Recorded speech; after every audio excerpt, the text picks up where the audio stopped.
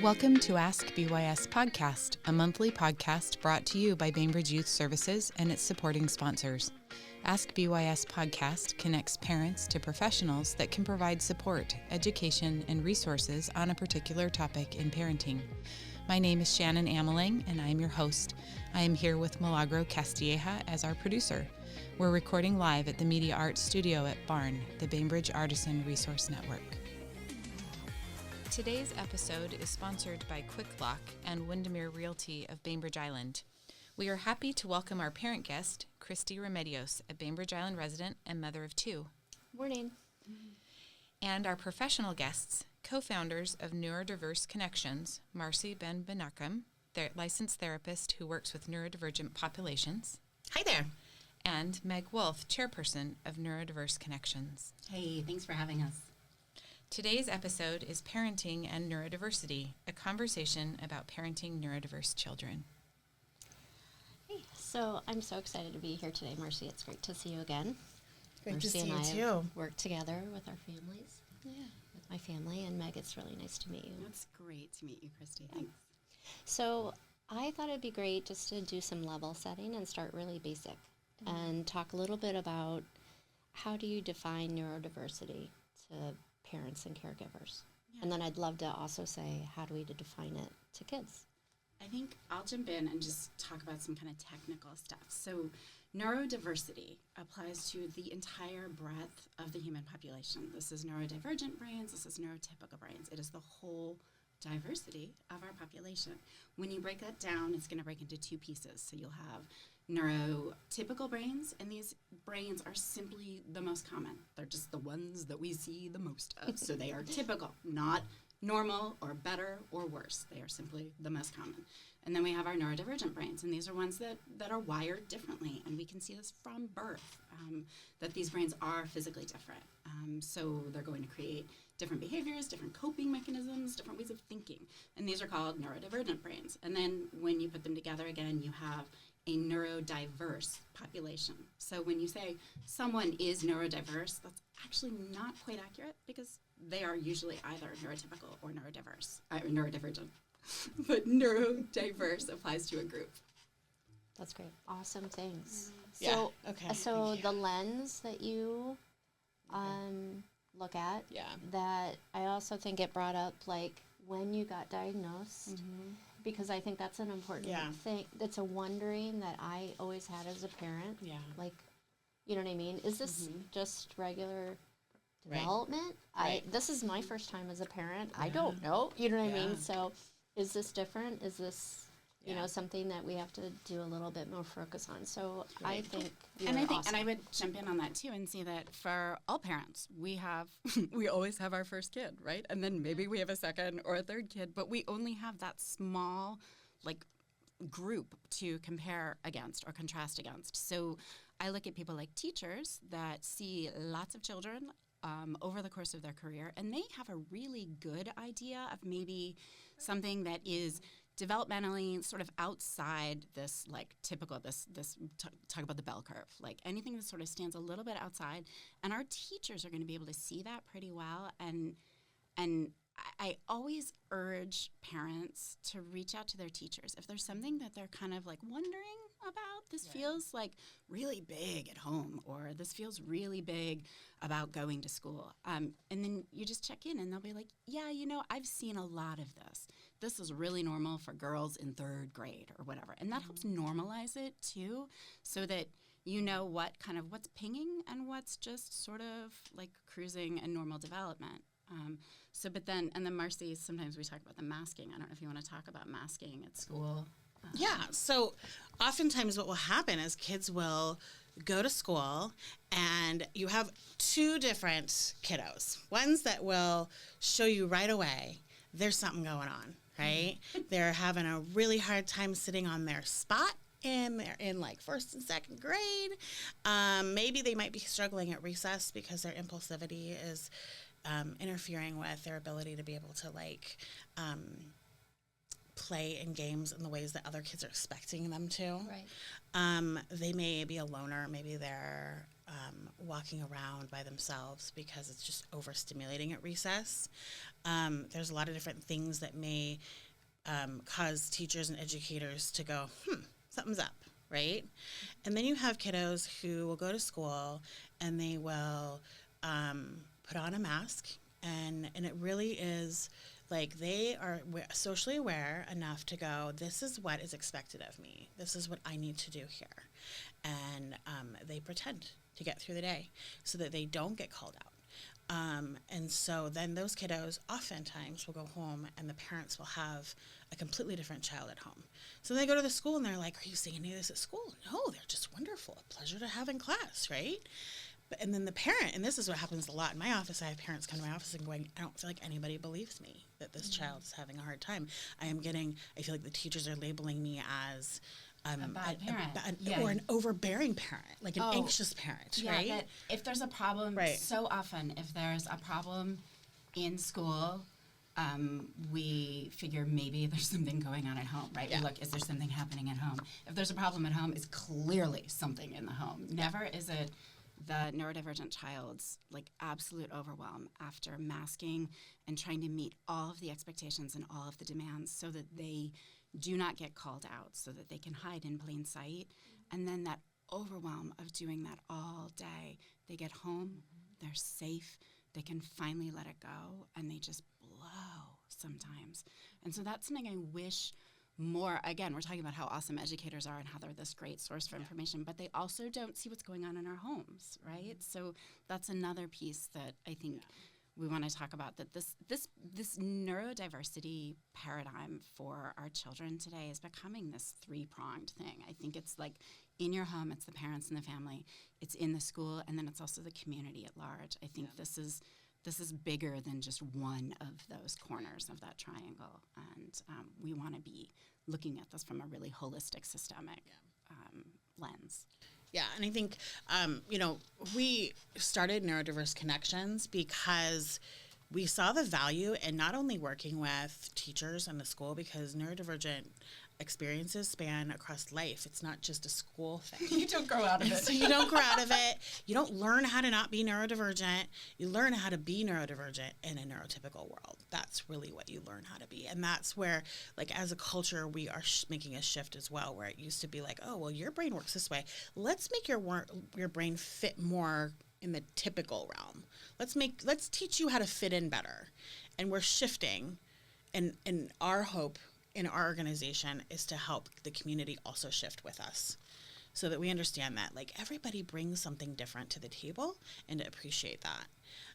So it's not just a school thing. It's a community thing. It's going to the hairdresser and getting your hair done, and understanding that it's like a really loud, intense environment where the buzzing might be bothering someone. Is there a way we can make that an easier experience for more people, right? So that's not the only thing that kid can do that weekend is get the haircut right after a week of school. Yeah. I also think that everything you say echoes, every individual is unique. Right? It doesn't matter, neurodiverse or not. Yeah. And everyone has their own story to tell about who they are and what they need. I think another point of what could feel overwhelming is there's so many terms that people use. Even just, we've been using. Yes. But, there's spectrum, autism, 2E or twice exceptional, ADHD. So I think that also, is that in, is that out, is that part of the definition or not? So I was just curious about resources or things that you would point to parents and caregivers as a resource to go to better understand and kind of teach themselves and increase their own understanding. I think I'll jump in there and just say the first place you always want to go is to the neurodivergent people themselves. And this is this movement that's been happening that's part of the neurodiversity movement, which is sort of emphasizing and placing higher value on the lived experiences of actually autistic individuals or actually ADHD individuals, rather than going to the experts who maybe come from the medical backfield or research fields that it used to be this highly pathologized thing, going back again to our brain types. We used to think that you had a typical brain, and then there could be one thing wrong with it. You might be autistic, or you might have autism, or you might have attention deficit hyperactivity disorder, or you might have any of these, this dyslexia. Any of these things could be wrong with it. And that's not really the way we're looking at things now. Now we're saying that there's such a high percentage of people who have brains that are wired differently that we're now looking at it as a really normal part of the human expression. And so the global numbers right now are saying that about 20% of the world is neurodivergent. We notice here on Bainbridge that we have much higher numbers, which makes a lot of sense because you have people that are very successful in their careers because of their awesome neurodivergent brains. And they get together with other awesome neurodivergent people and have neurodivergent babies and then choose to raise them in this beautiful island with less stimulation, more support, more nature, really great school systems. So this makes sense that we talk with teachers and we talk with teachers in the schools that our numbers of these sort of outside the other edges of the bell curves tend to be much higher than other school districts. But putting that aside, we look at, I always say 20%, so that's 1 in 5, right, for you mathy folks. And I always say, put out your hand when I'm doing this. And I say, so if like 4 out of 5 people think one way, and that's going to be your 4 fingers, right? I'm waving my fingers. So they think this way, and they move up and down because your fingers do that. And then one of these 5 people thinks in a totally different way, and this is your thumb, right? This does all kinds of crazy different movements. And you parents, the pincher grip was like huge when your kid could pick up Cheerios, right? This pincher grip is what differentiates us. Like this is what allowed the apes and everything to be this master, this more advanced species. So when you put together the 4 neurotypical brains with the 1 neurodivergent brain, you suddenly have so many more options available in the world that these brains are going to work together to create and build the technology and the new ways of looking at the world and the improvements, honestly. Yeah. So Meg, you raise really successful people. So I think that's just a good segue to the superpowers that neurodivergent kids and adults have. So can we touch upon that? Yeah. So I brought my list. So, I was thinking about what you were saying too about some of the labels that we use under that neurodivergent umbrella. And I wish I had a picture to show you, but if you can just imagine an umbrella, right? That's the neurodiversity umbrella. And under that is just, I don't know how many, dozens probably of things. Tons. So we have dyslexia, dysgraphia, ADHD, autism, dyscalculia, OCD, on and on. And then also mental health. And this is a debatable one, I suppose, but I include mental health under it. I include things like anxiety are things that a lot of people are born with, right? It's and so we all have anxiety. We have to be human beings, but having anxiety disordered, quote unquote disordered, would be considered a neurodivergence. And it's often included. It's also the constant companion to being different. Yeah. Oh, and here's a great example of how we pathologize it. So it's often considered to be comorbid. Isn't that just the greatest term? Comorbid condition of anxiety. So I came in here this morning very anxious, because I've never done a podcast before. Me either. And I was like, I don't know how to have a natural conversation with a microphone in my face and a camera in my face. I don't know how to do that.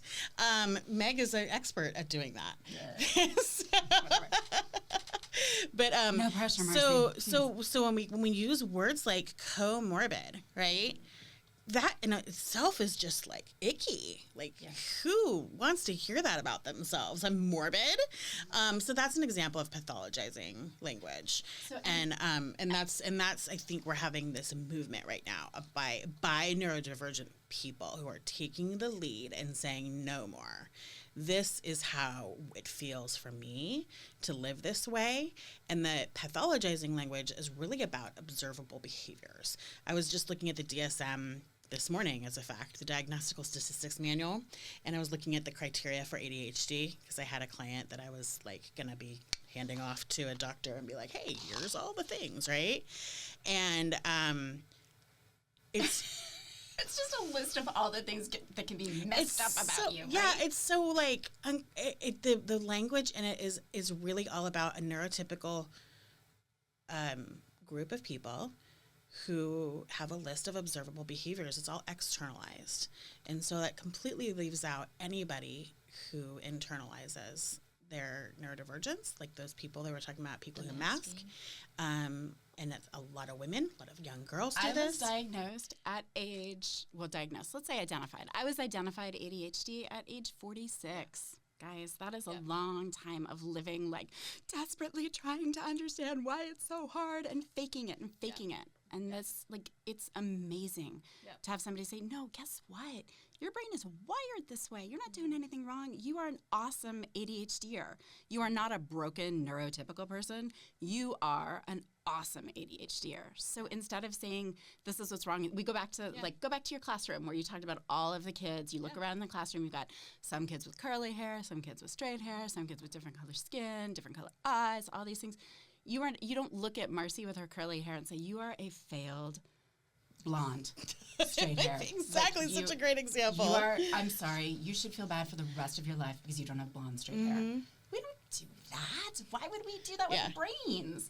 And this is this message. We want to get away from this because if doctors are telling people that, oh, this is what's wrong, then that message gets internalized in kids. And look at dyslexia, for example. If you have a kiddo that's struggling with reading and they know they're struggling, they know it's harder and that all the kids around them are getting this more easily maybe, they already feel behind and maybe they're going to try to hide it more and they're feeling really ashamed. And then if instead of saying, so if somebody says to them, oh, we've figured it out, you're dyslexic, so you have dyslexia, which makes it sound, my daughter always says, it sounds like it's a flu or something, like I caught this disease and I need to get past it. But no, so if somebody says you have dyslexia, it's always going to be really hard for you to read. You're going to have to work so hard at it. I'm sorry. Versus somebody saying, oh my gosh, we just figured this out. You've been working so hard and it was our fault. We didn't realize that your brain worked this way. Now I can teach you in the way that works for your brain. Here you go. Check it out. It's going to be awesome. Like, what narrative do you want your child having? Yeah. And how do they then take that on and feel happier in their life and not have those long-term, Marcee, those long-term impacts of being othered and being ashamed? And, we look at like self-harm, you look at eating disorders, you look at depression, suicide, anxiety, all of these things are so much higher incidences in the neurodivergent population, especially the unidentified neurodivergent population. Well, I think the good news is the narrative, the more ideal narrative has been our lived experience with medical professionals, with teachers, everything. Yeah. Awesome. That is what it is for us. I'm so happy to hear that. So I think that there is a shift. I think the DSM changed, I want to say 5 or 6 years ago, too. 2013. So I think that is evolving as people better understand what this is all about. Yeah. And so we're not there yet, probably, when you pull that out. And really with DSM, you're never going to be there. But I'm an optimist, glass half full. And there is, it is moving. We are moving slowly, but it's a good thing. I would even argue, like, in the past, since the pandemic, I think we've moved, that it's started moving so much faster. Would you say that? Oh, for sure. I think there are so many people who had time at home to really reflect and get to know themselves that are coming out and going, I know what's going on, right? Or I figured it out. Here's what my experience has been. Or they watch their kids during the pandemic. That happened a lot, I think. A lot, like, that helped me understand my daughter so much better. That experience of trying to homeschool with her and realize how much she was struggling with certain expectations and realizing this is not, like, she's not just, like, trying to be naughty or whatever. This is a real thing. And now let's find some supports. Let's help educate and let people know that this is beyond her control. Yeah. We talk about this all the time too, that kiddos go into like a fight or flight moment. Yeah. And once your rational brain disconnects, you're not thinking. You're not, so when people are like, sit down, calm down, da-da-da. Right. And I'll say that, like, when I was listening to you talk about the impact of the neurodivergence itself, I find that when if I were to put a number on it, I'd probably say like 80% of the time, I am actually not working directly with the neurodivergence in my practice. I'm working with the trauma that's associated with that neurodivergence. So you mean, so not the quote disorder. You're working with the lived experience of having the disorder. Yeah. And so we are working with the lived experience and the trauma that comes from being in a neurotypical world that doesn't understand, and how can I process that? Like, I'm different and I'm special at the same time, right? Twice exceptional. Yeah, this twice exceptional part. And I look at, and I brought my little list of famous people. Yeah. And I think of them, and these are the things I think. I'll just read a few of them. So Richard Branson, who he is the founder of Virgin Airlines and records, all the things, right? And he has often said he would not be where he is without his dyslexia. His dyslexia allowed him to have this brain that can see big pictures of things, like three-dimensionally, and he can solve big problems, and he can take on big things. And I'll say there's the trauma, and we're looking at it from a trauma lens. The trauma of being dyslexic also creates this grit. Like some people it may create grit, some people it may create depression and anxiety, right? In him, it created this grit, this ability to be able to take risks and fail because he knows that he can fail and he can get back up again, and he's a hard worker. So I love his story. He talks about it very openly. Whoopi Goldberg also talks about her dyslexia very openly.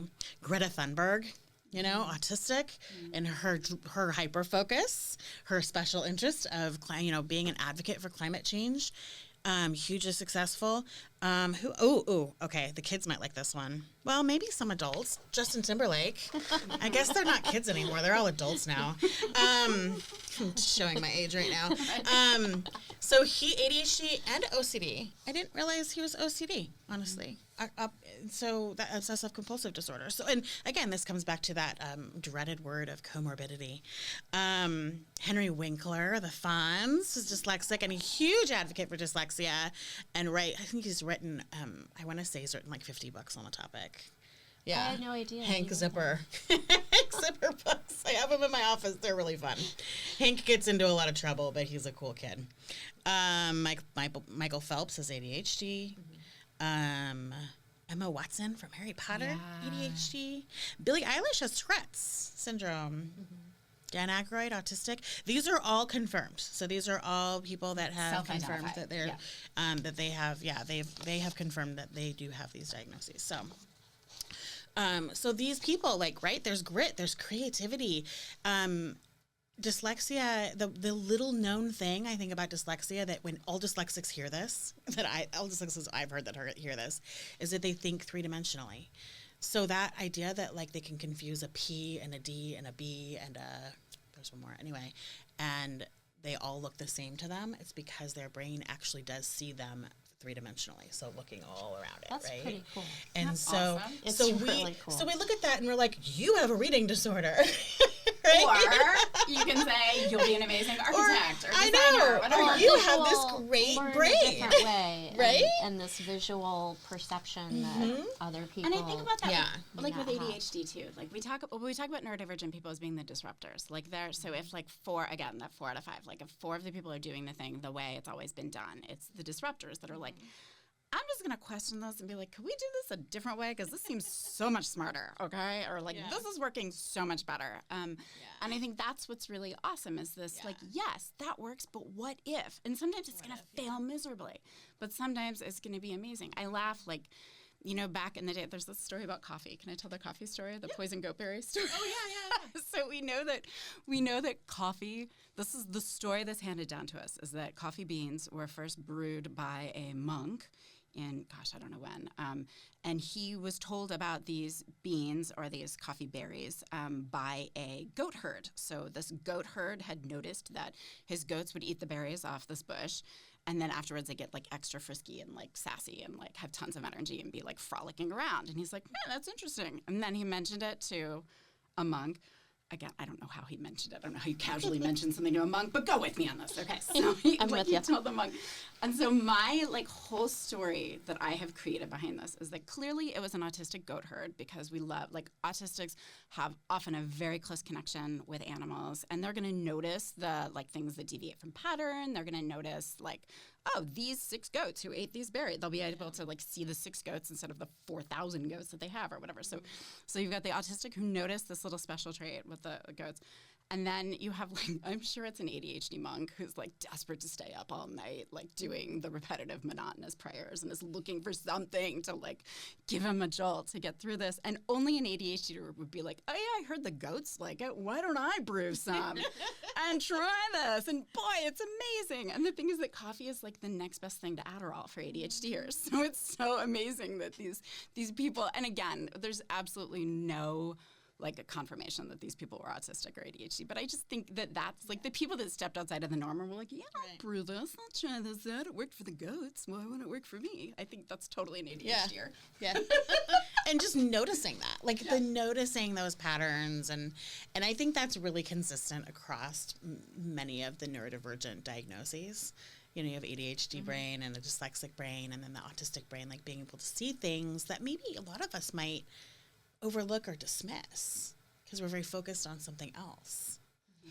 I also saw a visual that had overlap, and I thought it was really cool because, again, one thing is not like the other. You might have a couple, dyslexia and ADHD. Oh, yeah. You know what I mean? So I think I wish I had it or brought it, but it was really awesome. I was because I'm a visual person, so I was right. This is all it. And it's everything fits here they're and kind here of, and here and here. And they're kind of saying that, once you step away from that, quote, neurotypical brain, that, this neurodivergent brain maybe really is kind of all of these things with different, scores of them. It's like you're going to tune it in and dial up some things or dial down other things. So you almost have, a stat card, of all the things that are considered different, these different communication styles, the different focuses and energies and thought processes. And I think that is often this is this world we're maybe going to, where we're understanding things better, and we're pulling the lens even further out and saying maybe this is all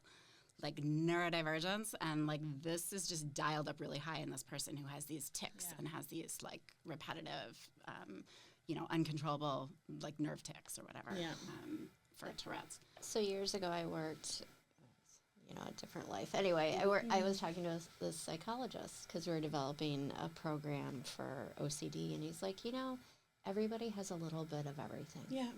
You know what I mean? So what is the difference of me wanting to go for a walk every Sunday because I find that relaxing versus somebody wanting to pace and walk around a room? It's a variation of theme, And so I think it's just variations. You're giving your body what it needs. Yeah, exactly. Right? So we noticed that we have this exercise, which we talked about bringing in, and then I just totally spaced it. Sorry, that was my bad. But we have this thing. We do these neuroempathy workshops with neurodiverse connections, and our goal is to try to help people understand what it may feel like to be neurodivergent in a world designed for neurotypicals. And so we take a bucket of ice water, a huge bucket of ice water, and I have everybody, a bunch of people put their hands in it and see how long they can stand it. And we notice, through noticing that, through doing that, I was going to make us all do this, so you're lucky I forgot the bucket of ice water today, guys. We have hot coffee. We can use hot coffee. Want to stick your hand in hot coffee? But one of the things that we noticed, we did this when we were supporting BPA, is first of all, I was expecting us to simply notice, oh, gee, that's interesting. Everybody has different sensory, comfort zones. Everybody's sensory systems work really differently. I wonder what that means. But what we noticed when people were doing it was the different compensations that they would use to try to keep their hand in further. You watch people twisting and rocking and kind of making all these faces and stuff. And I was like, oh my gosh, this is what people talk about being so distracting in class when autistics are rocking or pacing or humming or doing stimmy things. It's their way of regulating their discomfort and their emotion, and it helps them sit through the day. So when we take that away from us, when we used to say, no, you can't do that. You have to be like every other child. Don't stim. Don't do these things to release this energy. You're taking away their ability to actually access the world. So I just thought it fascinating to watch just a random population of people putting themselves through something sort of uncomfortable and how they helped themselves get through it. And I was like, these are autistic stims, you guys. Yes. This is amazing. Yeah. And this goes back to what Barry Prizant says in his book, Uniquely Human, where he says there's no such thing as autistic behavior. There's only human behavior. And so it just looks at a different threshold. We may an autistic child maybe will jump and clap and flap with happiness over seeing a butterfly, but maybe that takes a neurotypical winning the lottery. You'll see the same jumping, clapping, flapping. Oh my goshing! Exactly. Yep, we've all done it. Yeah, so we've all paced. And for different situations, we react differently, but we might have a common reaction. Yep. Absolutely. Cool. Yeah.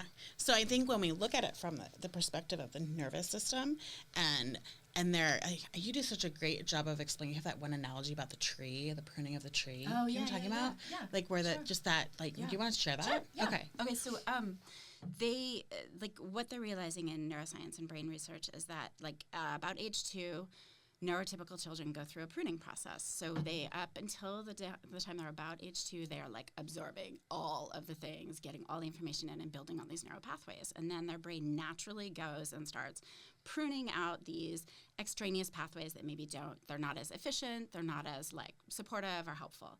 So that's about the time that kids stop napping too. I don't know if isn't that interesting? Because they're their brains are getting simpler, they're able to handle more, but they're less overwhelmed. So until this point, anyway, that's a whole separate thing. But in autistics, what they're realizing is that this pruning, it's called synaptic pruning, so your synapses, the autistics don't go through synaptic pruning at this point, right? At many phases. A lot of these, what they find, unfortunately, in autopsies is looking at the white matter of the brain, that it is so much denser and bigger. There's literally more white matter in an autistic brain than there is in a neurotypical brain or a non-autistic brain, let's say, because all of these neural pathways still exist. So you think about maybe this makes processing speed a little slower because you're not going on the most direct route from here to there. It's maybe not the most direct route, but it also allows for these amazing connections and intersections along the way.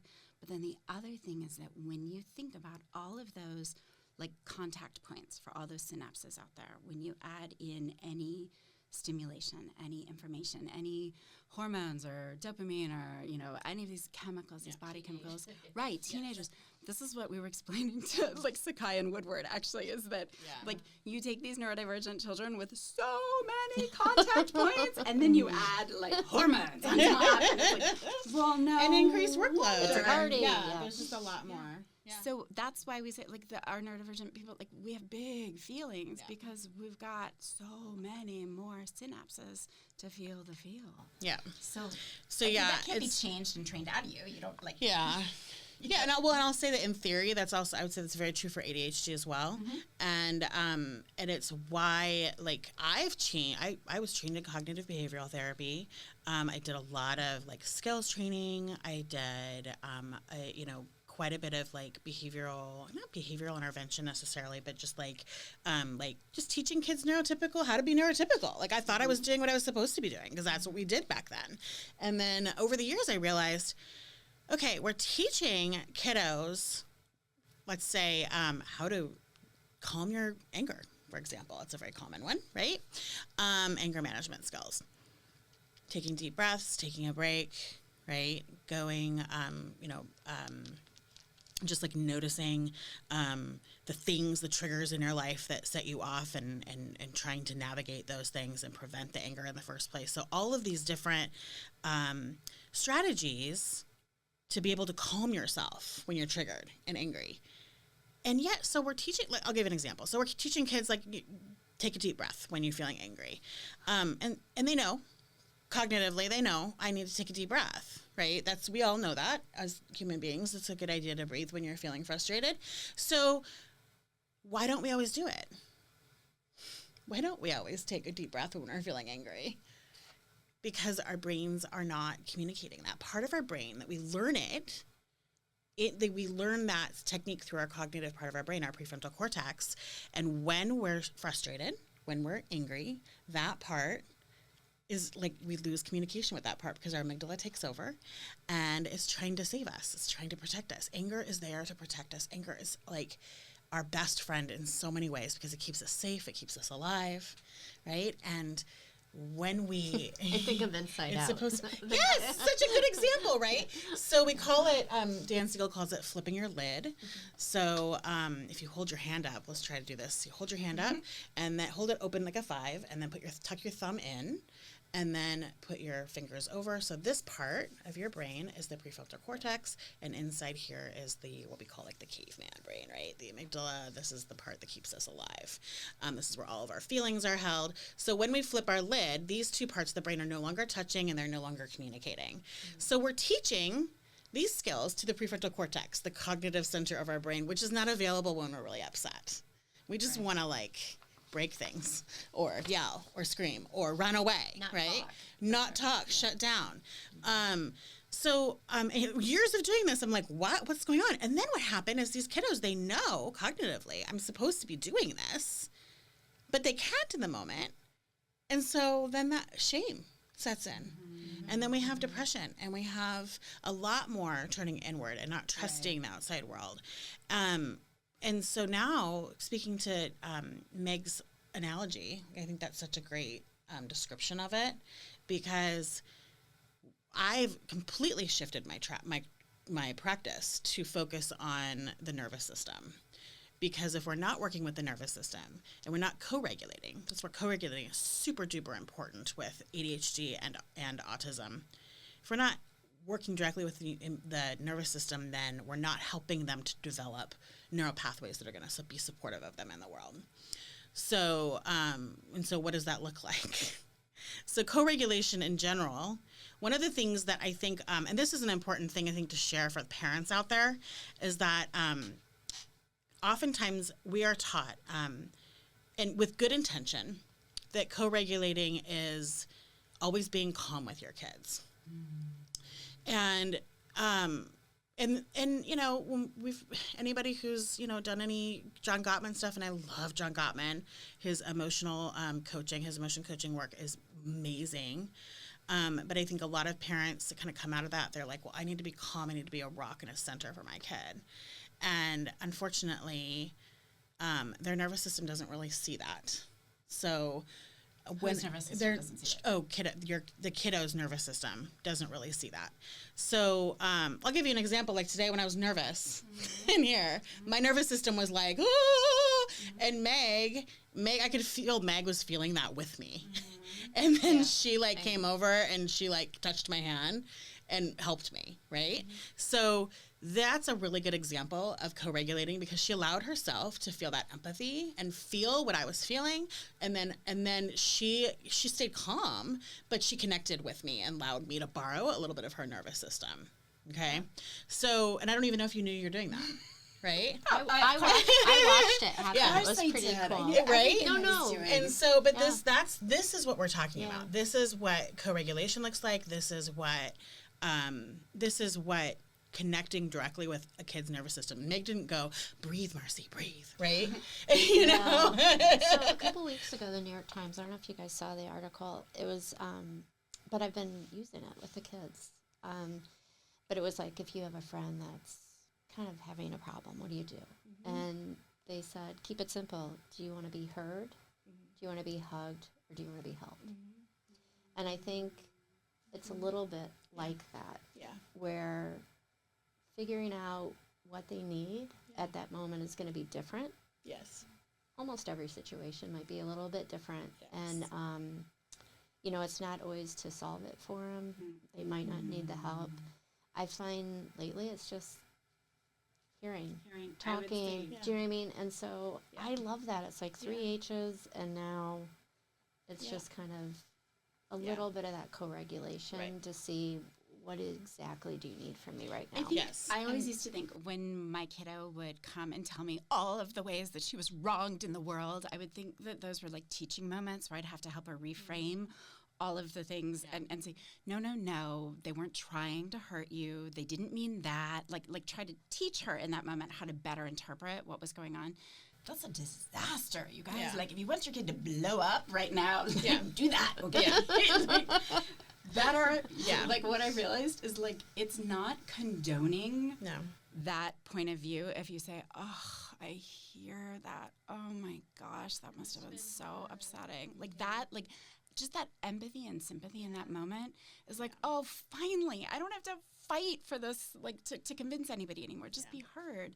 Yeah. And then they'll come back to that regulation that Marcee's talking about. Their brain will, like, their prefrontal cortex will slowly re-engage. And then, like, later, hours later, days later, you'll be like, hey, you remember that thing? What are you thinking now? Like, can we talk about it in a calm moment? Yeah. Right. Don't teach. Oh, my God. I thought I was supposed to teach all the time. Yeah. So, totally. It's okay. Okay. So, on the lines of co-regulation, I just want to talk about that for just a second, but I'll also direct listeners to a talk that I did with Raising Resilience about 1.5 years ago. I'm hoping it's on the website. I'm not sure. But that also talks about this in greater detail. But when we're co-regulating with kids, it's important to keep in mind that our mirror neurons, these neurons inside of our bodies and our nervous systems that are always looking for, like, I'm doing it right now. Like, I'm looking around at everybody right now to know that we're, like, all together, right? Yep. We're reading the room, right? And I'm doing that with my eyes, but my body is feeling it too. Like, if you're really noticing, like, inside your system, you will notice that you're feeling what other people are feeling, like Meg did earlier with me. That's empathy in its purest form, right? When we feel what other people are feeling. When someone walks in the room and you know they're grumpy, but you haven't said a word, but you can feel it in your body, like in your core. So when we're co-regulating with kids, it's a different way of co-regulating, but noticing, like, that trigger inside of you, where are you feeling it? And you go and you comfort that part of you. You regulate yourself. Whether it's rocking in your chair or twisting, like right now I'm twisting in my office chair here, right? So whether you're doing that or you're pacing yourself or fidgeting, take care of your nervous system for your child's sake. And the cool thing about it is that it helps both of you, and you both heal. You both get a healing from that. It's a really beautiful process if we lean into it and we allow ourselves to feel, because that's really scary, because I think as parents and as teachers in particular, wow, allowing yourself to feel that feeling in that moment when you have to control a class of 30 kids is scary. So, and same thing with a parent. Like, I've got all these things I have to do. We got to get out of the house. All the things. I don't have time to stop and regulate myself, right? Or, but they're reacting to our dysregulation at that moment. Well, and I think also, I think that we think we're supposed to be doing it all, like, we're not supposed to admit that it's hard for us, too. Like, I do this, I'll jump into my kids' kindergarten class, and sometimes the kids are all like, oh, la, la, la, la, like, they're all coming at me at once, and it's not possible to talk to 8 people at once. And so I'll, like, start flapping and be like, oh, my gosh, it's so overwhelming. I'm so overwhelmed. I feel so uncomfortable right now. And the kids are like, oh, okay, and they kind of back off. It's amazing. Whereas if I was like, whoa, whoa, whoa, whoa, whoa, they would, like, come harder and faster because they think I was joking. But if I'm like, they, like, naturally want to help me feel better. Yeah. It's so, like, admit that stuff. Like, don't cover it and hide it and be like, I'm the adult. I've got it all figured out. I think it's so important for kids to see that from us, right? We don't. Absolutely. I mean, I did have one sensei. So you don't know all the answers? But how old is he? Like, that hasn't happened yet, right? For us with the little kids yet. He's 11. Older, please He's tell 11. I don't know. You have a little time. So my 11-year-old has never thought I had all the answers. Well, I'm just teasing you. It was just a fleeting moment that he It's did, 11. But I think you bring up self-care in the co-regulation. You also, like, hey, here's some boundaries for me and how I'm feeling. And I think it's, they learn from what they see. And so, my favorite thing that Marcee teaches, I'm just going to jump in and, like, brag about this. My favorite thing Marcee teaches, and I just heard her do it right now, is that you don't tell a child to take a deep breath, you take one yourself. Right. Don't tell them, like, oh, take your deep breath now. Like, you just do it yourself. And, like, eventually they do it. If you just keep, like, breathing that in and out, they're going to be like, hey, I'm going to do that too.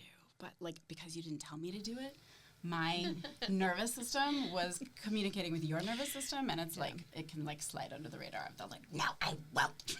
Right. It's so true. Can I tell you the number one thing that kids complain about when they come to my office? Are you going to tell me to take a deep breath? First session. I would say like 3/4 of the time, first session, are you going to tell me to breathe? Because it doesn't work. It doesn't work. And I was like, I believe you. Because a lot of people probably told you to take a deep breath, right? Yes, everybody tells me to take a deep breath. And I can't, and I don't want to, you know. I always translate and I say, imagine adults, imagine what it's like if somebody's looking at you and saying, like, oh, you have a headache, go take a pill. No, really, your head must be hurting. Go take an Advil. Go take it. And you're like, what? You don't know me. Don't tell me what to do. It's not going to work with kids. Oh, goodness. Yeah. So I just want to say thanks so much. This was so great to talk with you guys, and I learned stuff, and I also felt understood with my own lived experience. So thanks. Yeah. Thank you for inviting us. Yeah. This is a big topic. It is a really, really big topic, so we appreciate. And the one thing I would say for parents who are parenting neurodivergent children is, like, realize that you maybe have been holding yourself up to neurotypical expectations even as a parent, and that your neurodivergent kiddos are going to have a really different plan for things. And there's this awesome, like, Amanda Diekman made this statement, which I loved, which was, be the parent that your children need you to be. So don't think about what you thought you were going to be. Be the parent your children need you to be. I think that's great for everyone. Yeah, right? I agree. Yeah. Thank you. Thank you, Christy and Marcee and Meg, for allowing us to be part of your conversation today. And thank you all who have joined us. We hope that this conversation proves to be of benefit to you in your parenting. We leave you with the foundation that healthy youth begin with healthy families, and healthy families build healthy communities. Mm-hmm. Thanks, Shannon. Thank you. Thanks for having us, Shannon.